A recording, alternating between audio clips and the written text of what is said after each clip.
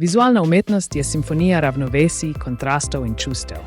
Harmonija, disharmonija in monotonija so temeljni pojmi umetniške kompozicije. Harmonija je načelo vizualnega ravnovesja in enotnosti v kompoziciji. Doseže se z različnimi elementi.